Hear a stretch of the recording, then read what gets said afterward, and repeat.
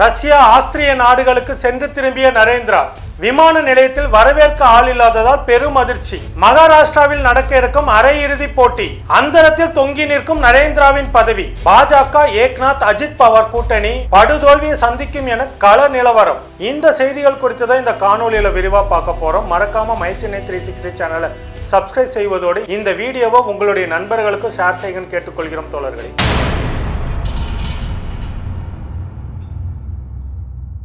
மைச்சென்னை 360 தோழர்களுக்கு வணக்கம். எதிர்க்கட்சி தலைவராக திரு ராகுல் காந்தி அவர்கள் மணிப்பூர் மாநிலத்துக்கு சென்று அந்த மக்களை நேரில் சந்திக்கிறாரு. அது மட்டும் இல்லாமல் அவர்கள் படுகின்ற கஷ்டங்களை எல்லாம் கேட்டு தெரிந்து அவர்களோடு பகிர்ந்து கொள்கிறாரு.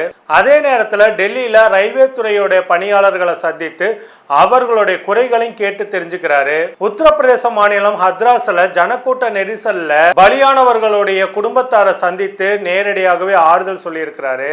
நரேந்திரா அவர்கள் 3வது முறையாக பதவியேற்றதுக்கு அப்புறமேட்டு தொடர்ந்து மக்கள் வந்துட்டு பலவிதமான துயரங்களை சந்திக்கிறாங்க. அதுக்கு முன்னாடி அவருடைய 1.0 ஆகட்டும் 2.0 ஆகட்டும் இந்த இதுலையும் பார்த்தீங்கன்னாக்கா மக்கள் வந்துட்டு பெரும் துயரங்களை சந்தித்தாங்க. ஆனால் அதை விட கொடுமையான துயரங்களை வந்துட்டு இப்போ சந்திச்சுட்டு இருக்கிற சூழல்ல ஒன்றிய பிரதமர் நரேந்திரா மக்களை பற்றியெல்லாம் கவலை இல்லாமல் அவர் எப்பவுமே பார்த்தீங்கன்னா கொண்டாட்டம் மற்றும் குதூகலமான மனப்பான்மையோடு இருக்கிறதுனால வழக்கம் போல அவர் பதவியேற்ற உடனே வெளிநாடுகளுக்கு சுற்றுப்பயணம் மேற்கொண்டு அங்க ஊர் சுத்திக்கிட்டு இருக்கிறார் வெட்டித்தனமா.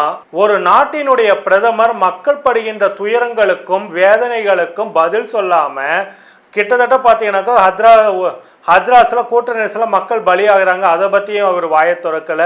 மணிப்பூர் தொடர்ந்து வந்து பார்த்தீங்கன்னாக்கா அவலத்திலேயே நீடித்துட்டு இருக்கு. அதை பத்தியெல்லாம் வாயை திறக்காம நாடாளுமன்றத்தில் மணிப்பூரில் அமைதி திரும்பச்சுன்னு சொல்லிட்டு பொய்யாக சொன்னவர் பார்த்தீங்கன்னாக்கா மணிப்பூர் மக்களையும் சந்திக்கிறதுக்கு திராணி இல்லாம அது மட்டும் இல்லாமல் இவர் திறந்து வைத்த பாலங்கள் கட்டடங்கள் மற்றும் விமான நிலைய மேற்கூரைகள்லாம் பார்த்தீங்கன்னாக்கா தொடர்ந்து இடிந்து விழுதுட்டு இருக்குது. அதில் பல உயிர்கள் வந்துட்டு பலியாகிறதெல்லாம் பார்த்துட்டு இருக்கோம்.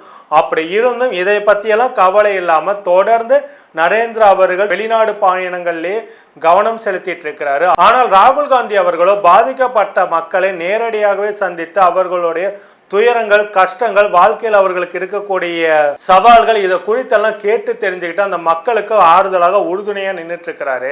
இந்த மாதிரி நரேந்திரா அவர்களுடைய செயல்பாடுகளையும் ராகுல் காந்தி அவர்களுடைய செயல்பாடுகளையும் ஒப்பிட்டு சமூக வலைதளங்கள்ல மக்கள் வந்துட்டு கேள்வி எழுப்புறாங்க. 2014 முதல் தொடர்ந்து பிரதமராகவே நீடித்து கொண்டிருக்கின்ற நரேந்திரா எங்களுடைய கவலைகளையும் துயரங்களையும் துக்கங்களையும் நாங்கள் எதிர்கொள்கின்ற சவால்களையும் வந்துட்டு கொஞ்சம் கூட கண்டு கொள்ளாமல் இப்படி வெளிநாடுகளை சுற்றிட்டு இருக்கிறீங்கன்னு சொல்லிட்டு சமூக வலைதளங்களில் சாமானிய மக்களை கேள்வி கேட்கின்ற அளவுக்கு வந்துட்டு நரேந்திராவுடைய செல்வாக்கு படு பாதாளத்துக்கு போயிருக்குது. அது மட்டும் இல்லாமல் ராகுல் காந்தி அவர்கள் பாதிக்கப்பட்ட மக்களுக்கு துணையாக இருப்பதனால இன்னைக்கு வந்துட்டு மக்கள் மத்தியில நரேந்திரா அவர்கள் டம்மியா தெரிகிறாரு. ராகுல் காந்தி அவர்கள் தான் கிங்கா இருக்கிறாங்க. அது மட்டும் இல்லாம முன்பெல்லாம் நரேந்திரா அவர்கள் வெளிநாடுகளுக்கு சென்று திரும்பினார்னாலே அவரை வரவேற்பதற்காக விமான நிலையங்கள்ல பாரதிய ஜனதா கட்சி தொண்டர்களும் நரேந்திரா விசுவாசிகளும் பார்த்தீங்கன்னாக்கா அணிவகுத்து நிற்பாங்க.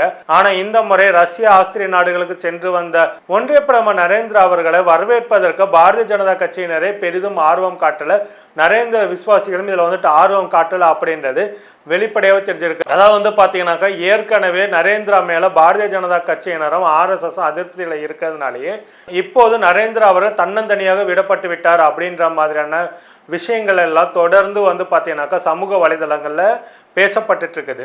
இதுக்கெல்லாம் ஒரு படி மேலாக தான் இந்த வருட இறுதியில் அதாவது கிட்டத்தட்ட அக்டோபர் மாதத்துல மகாராஷ்டிரா ஜார்க்கண்ட் ஹரியானா ஜம்மு காஷ்மீர் மாநிலங்கள்ல தேர்தல் வர இருக்குது. இந்த மாநிலங்கள்ல நடக்கக்கூடிய சட்டமன்ற தேர்தல்களுக்கு நரேந்திரா அவர்கள் பிரச்சாரத்திற்கு சென்றாலே ஏற்கனவே அந்த மாநிலங்கள்ல இருக்கக்கூடிய பாஜகவுடைய செல்வாக்கு மேலும் சரிய தொடங்கிடணும். இந்த மாநிலங்கள்ல நடக்கக்கூடிய சட்டமன்ற தேர்தல் பிரச்சாரத்திற்கு நரேந்திரா அவர்கள் சென்றாலே அந்த மாநிலங்கள்ல பாஜகவுக்கு ஏற்கனவே கொஞ்ச நஞ்சம் இருக்கக்கூடிய தனித்த செல்வாக்கும் பார்த்தீங்கன்னாக்கா காணாம போயிடும். நரேந்திராவால அந்தந்த மாநிலங்கள்ல பாஜக செல்வாக்கை இழந்துவிடும் அப்படின்னு சொல்லிட்டு நாம சொல்ல கிடையாது. பாரதிய ஜனதா கட்சியுடைய 2ஆம் கட்ட மற்றும் 3ஆம் கட்ட தலைவர்களும் ஏன் பாஜகவுடைய சாமானிய தொண்டர்கள் கூட இந்த கருத்துக்களை வந்துட்டு முன்வைக்க ஆரம்பிச்சிட்டாங்க. அது மட்டும் இல்லாம பாரதிய ஜனதா கட்சி நாடாளுமன்ற தேர்தலில் மகாராஷ்டிரா மாநிலத்தில் பெரும் சரிவையும் பின்னடைவையும் சந்திப்பதற்கு முக்கியமான காரணமே ஒன்றிய பிரதமர் நரேந்திராவுடைய பிரச்சாரம் தான் அப்படின்னு சொல்லிட்டு RSS அமைப்பும் ஏன் பாஜகவினரே அந்த குற்றச்சாட்டை வைக்க ஆரம்பிச்சிட்டாங்க.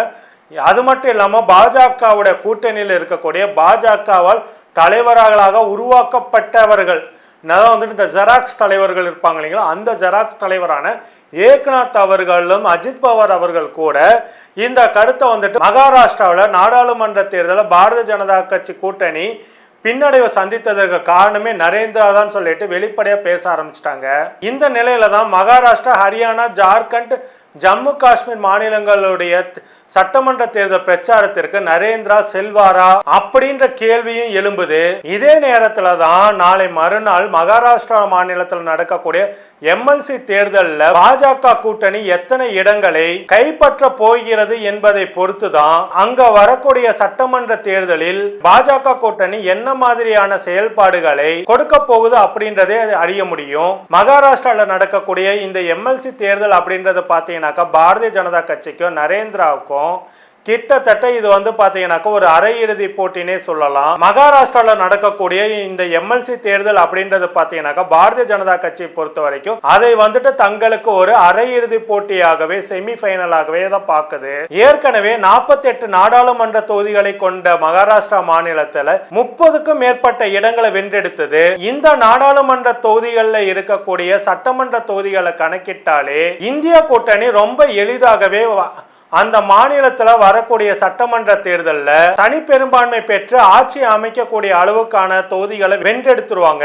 288 சட்டமன்ற தொகுதிகளை கொண்டிருக்கக்கூடிய மகாராஷ்டிரா மாநிலத்துல கிட்டத்தட்ட பாதிக்கு மேற்பட்ட இடங்கள்ல இந்தியா கூட்டணி தான் வெற்றி பெறும் சொல்லிட்டு அரசியல் திறனாய்வாளர்கள் சொல்றாங்க. மகாராஷ்டிரா மாநிலத்துல ஏற்கனவே இந்தியா கூட்டணி சார்பில் உத்தவ் அவர்களுடைய தலைமையிலும் சரத்பவார் அவர்களுடைய தலைமையிலும் காங்கிரஸ் தலைமையிலும் தொகுதி உடன்பாடுகள் முடிஞ்சிருச்சு அப்படின்னு சொல்லிட்டு செய்திகள் வந்துட்டு இருக்குது. அதே நேரத்தில் தேசிய ஜனநாயக கூட்டணியில இருக்கக்கூடிய அஜித் பவார் அவர்களுடைய தலைமையிலான ஜெராக்ஸ் தேசியவாத காங்கிரஸ் கட்சியும் ஏக்நாத் அவர்கள் தலைமையில இருக்கக்கூடிய ஜெராக்ஸ் சிவசேனா கட்சியும் பாரதிய ஜனதா கட்சியோட தொகுதிகளை உடன்பாடு செய்து கொள்வதால இழுபறி நீடிச்சுக்கிட்டே இருக்குதாம். ஏன்னாக்கா ஒன்றிய அமைச்சரவையில இவர்கள் இருவருடைய தரப்புக்கும் பார்த்தீங்கன்னாக்கா சரியான பிரதிநிதித்துவம் கொடுக்கப்படல அப்படின்ற கோபத்திலையும் கொந்தளிப்பிலையும் ஏக்நாத் அவர்களும் அஜித் பவார் அவர்களும் இருப்பதாகவும் அதனாலேயே தங்களுடைய பிரிவு கட்சிகளுக்கு அதிகப்படியான இடங்களை வந்துட்டு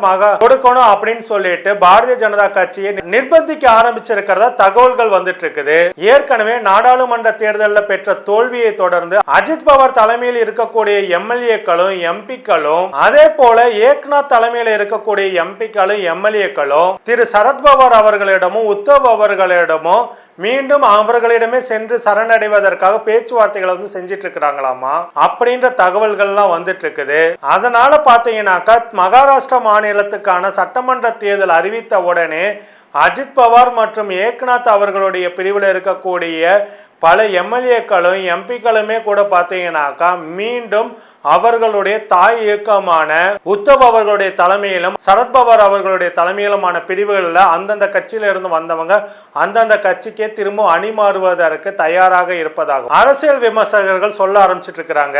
இதனால பாத்தீங்கன்னாக்கா ஏற்கனவே வலிமை இழந்து இருக்கக்கூடிய தேசிய ஜனநாயக கூட்டணி மேலும் வலிமையை இழக்கும். இதனால பாத்தீங்கன்னாக்கா மக்கள் மத்தியில இந்த கூட்டணியுடைய செயல்பாடுகள் எல்லாமே அம்பலப்பட ஆரம்பிக்கும். அதனாலேயே பாத்தீங்கன்னாக்கா இன்னும் பல்வேறு விதமான ஊழல் முறைகேடுகள் எல்லாம் கொஞ்சம் கொஞ்சமா வெளியே வர ஆரம்பிக்கும் அப்படின்னு சொல்றாங்க. அது மட்டும் இல்லாம பாஜக கூட்டணி அரசாங்கத்தில் இருக்கக்கூடிய எம்எல்ஏக்களும் எம்பிக்களும் பாத்தீங்கன்னாக்கா பொதுமக்கள் மத்தியில கோபத்தை உண்டாக்குற அளவுக்கு பல்வேறு விதமான குற்ற செயல்களில் ஈடுபட்டு இருக்கிறதாகவும் அதுவே பார்த்தீங்கன்னாக்கா அரசுக்கு பெரும் பின்னடைவை தான் தருது அப்படின்னு சொல்லிட்டு அரசியல் விமர்சகர்கள் சொல்றாங்க. அது மட்டும் இல்லாம மகாராஷ்டிரால பூனே கார் விபத்து மற்றும் மும்பை கார் விபத்து போன்ற விபத்துகள்ல மக்கள் கொல்லப்படுவது ஏக்நாத் அவர்களுடைய தலைமையிலான அரசின் மீது மிகுந்த கோபத்தை ஏற்படுத்தியிருக்கிறது பொதுமக்களுக்கு. இந்த நிலையில தான் மகாராஷ்டிரா மாநிலத்தில் அக்டோபர் மாதத்தில் வரக்கூடிய சட்டமன்ற தேர்தலுக்கு ஒரு முன்னோட்டமாக ஒரு செமிஃபைனலாக ஜூலை 12ஆம் தேதி நடக்கக்கூடிய எம்எல்சி தேர்தலை பார்க்கறாங்க. 11 எம்எல்சி இடங்களுக்கு 12 வேட்பாளர்கள் களத்தில் இருப்பது மிகப்பெரிய எதிர்பார்ப்பை வந்துட்டு அங்க உண்டாக்கி இருக்கு. ஏன்னாக்கா நடந்து முடிந்த நாடாளுமன்ற தேர்தலிலே மகாராஷ்டிரா மாநிலத்தில் பாஜகவும் தேசிய ஜனநாயக கூட்டணி மிகப்பெரிய பின்னடைவை சந்திச்சாங்க. இந்த மாநிலத்தில் இருக்கக்கூடிய 48 நாடாளுமன்ற தொகுதிகளில் 13 இடங்களை காங்கிரஸ் கட்சியும், உத்தவ் அவர்களுடைய ஒரிஜினல் சிவசேனா கட்சி 9 இடங்களையும், சரத்பவார் அவர்களுடைய ஒரிஜினல் தேசியவாத காங்கிரஸ் கட்சி 8 இடங்களை கைப்பற்றினாங்க. ஆனா அதே சமயத்துல தேசிய ஜனநாயக கூட்டணின்னு சொல்லப்படக்கூடிய பாரதிய ஜனதா கட்சி தலைமையிலான அந்த மாநில கூட்டணியில பாரதிய ஜனதா கட்சி 9 இடங்களையும், ஏக்நாத் அவர்களுடைய ஜெராக்ஸ் சிவசேனா பாத்தீங்கன்னாக்கா 7 இடங்களையும், அஜித் பவார் அவர்களுடைய ஜெராக்ஸ் தேசியவாத காங்கிரஸ் 1 இடங்களையும் தான் கைப்பற்றினாங்க. இந்த மகாராஷ்டிரா மாநிலத்துடைய வெற்றியை தேசிய ஜனநாயக கூட்டணி மட்டும் இல்லாமல் பாரதிய ஜனதா கட்சி தனிப்பட்ட முறையில் மிகவும் பெரும்பாலும் எதிர்பார்த்தது. ஆனா அவர்களுடைய கணக்கு இந்த இடத்துல தப்பாகி போச்சு. ஏன்னா உத்தவ் அவர்களுடைய செல்வாக்கு சீர்குலைச்சிட்டோம் நினைச்சிட்டாங்க.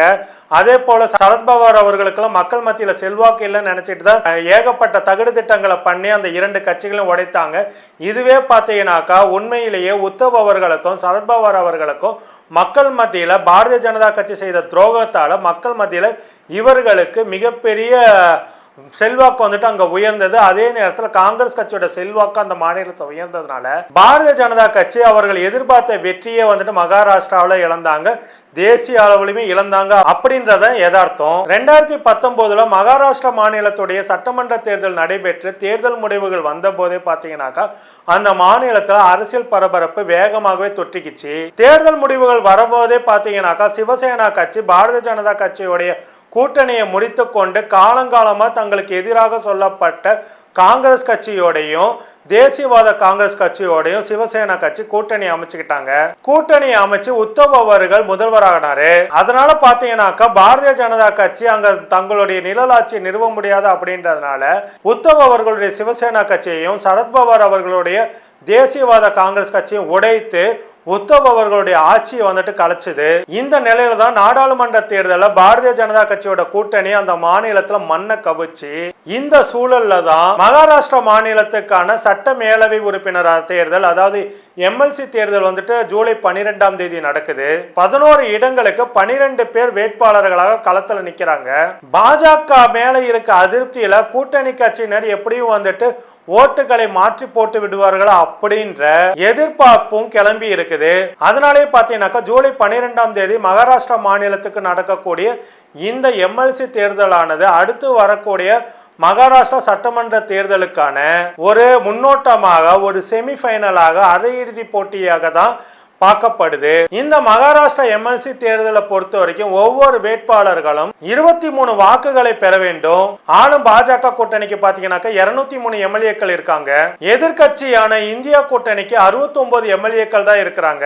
ஓவைசி கட்சிக்கு பாத்தீங்கன்னாக்கா 2 எம்எல்ஏக்கள் இருந்தாலும் அவங்க யாருக்கும் ஆதரவு தெரிவிக்கவில்லை அப்படின்னு நிலைப்பாட்டுக்கு போயிட்டாங்க.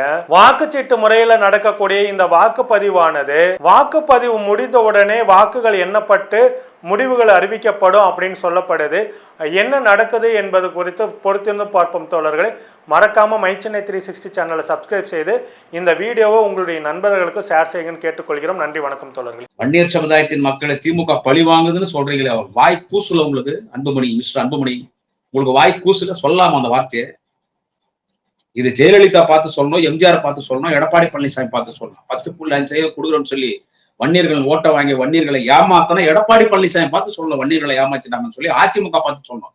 திமுக பார்த்து சொல்லாம வன்னியர் சமுதாயத்தின் மக்களுக்கு 100% நன்மை செய்த ஒரே தலைவன் இந்த உலகத்தில் ஓய்வு கொடுத்து